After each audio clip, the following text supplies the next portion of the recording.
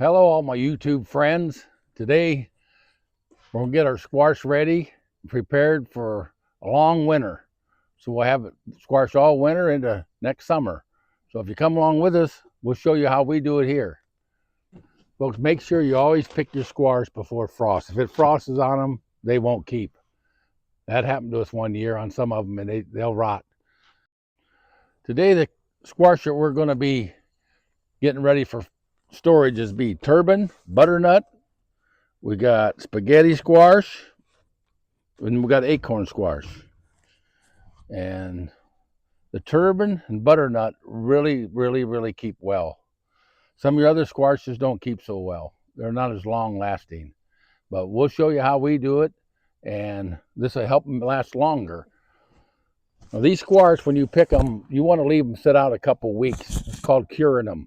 Get them off the vine, set them out. We put them in a shop where they're not out in direct sun, and they get dry. The stems get dry and hard, and then they're ready to go. When they get really cured, put your thumb in like this, and you can see you can't hardly leave a mark on them. Then you know they're cured really well. We have one here, as you can see, it's starting to get soft. You can't keep that, but what I'll do, I'll clean it all up. I'll cut this off later on, and I'll just, the rest of this I'll cook for supper. So it's not going to be wasted.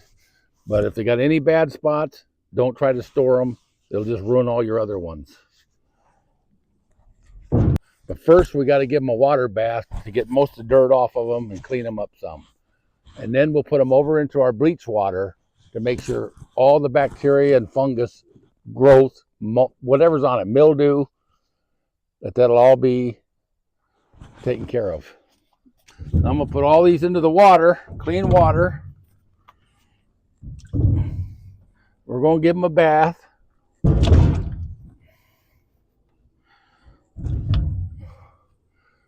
Believe me, folks, this is a lot easier than giving some kids a bath. They don't fight you. They don't splash water all over the floor.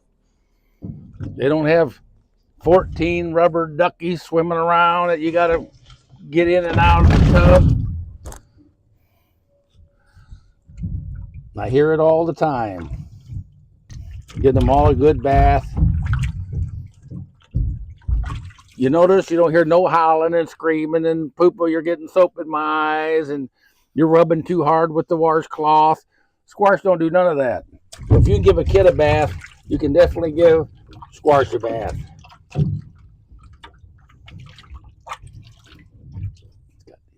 As you can see, some of these squash are getting bad. It's been a bad year for squash.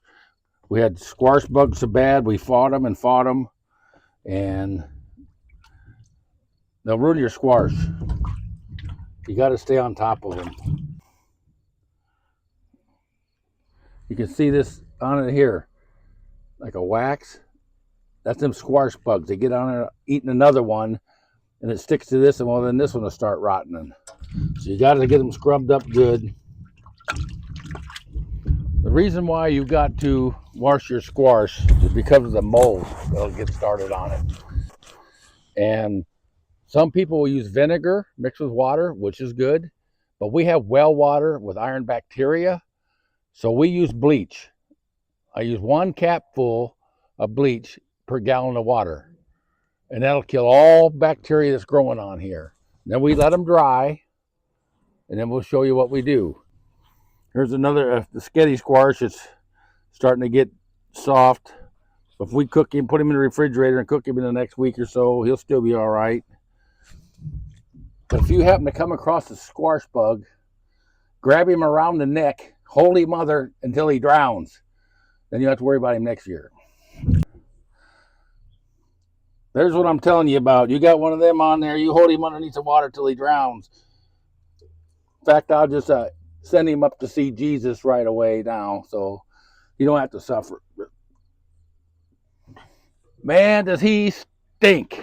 That's the stinkiest bug you'll ever smell. I'll tell you that right now. I don't know if Jesus is going to take him or not. We'll see. See these two? When they get an orange spot like that in the fall, that's time to pick them. And look how these two grew together. Just leave them that way. If you break this stem off, they will not keep. They'll spoil. So we'll just leave them together. And a pair of twins. That's the first time I ever had a pair of twins. We're just going to keep him. Well, folks, if you're going to use vinegar or bleach, you can use either one. Vinegar is a half a cup of vinegar to 1 cup of water. Bleach is 1 capful per gallon. It says on the bottle a tablespoon per gallon. A cap, we checked it out, is just a hair over a tablespoon, so that's fine. Put 1 cap per gallon, you'll be ready to go. And you got to make sure it ain't the low splash, that thick stuff. It's just got to be the regular bleach. So that's what you got to use. As you wash these off, I get a vegetable brush. And you want to be careful with them. Do not break them stems off. If you do, they'll rot. They will not keep.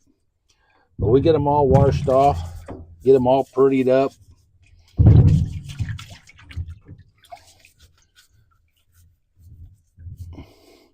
And they'll really keep well for you. If you don't have someplace cold to put them in, you could put them in a closet where it don't get as much heat. We used to do that when I lived at home. We'd just put them in like garbage cans, thin garbage cans, way back in the closet, and we'd have squash to eat all winter. Just wash them real well around the stems. Make sure you give them a good bath. It's like scrubbing behind Owe's ears. He likes that. This up, Poopa, you're trying to tear my ears off. Then we just take them over here, set them out, and let them dry.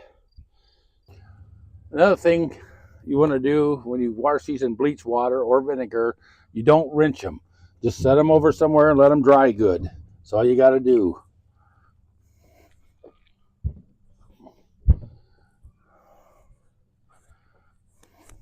Folks, once you got all this preparation done, your bleach water, you put them out. And when they get dry, you can actually put them in a piece of butcher paper, newspaper, as long as it ain't waxed. You don't want no waxed line. But and then just kind of push them up. Then do another one, wrap it in paper, just kind of push it up. And you don't have to wrap them tight. But this will help pull all the moisture away from them in storage. This is the worst squash we've raised, not only squash, but tomatoes since 1993. It rained here all summer.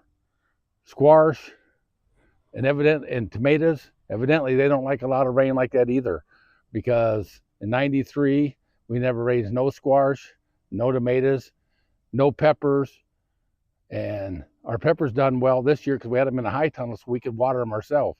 But out here in the garden, with all the rain we had, it's just been nothing but wet, wet, wet all summer. And you can see it hurt everything. Nothing is big, nothing has no size. Usually our squash is 3 times bigger than that. And that's the only thing it can be, because we had the same thing happen to us back in 93. So I'm just thankful that you folks are watching our channel. And I really, really appreciate all you are subscribing to our channel. That really amazes me that people care that much. And I just want to thank all of you. And I appreciate all of us. We all appreciate all you've done for us. For now, thank you very much, and God bless each and every one of you.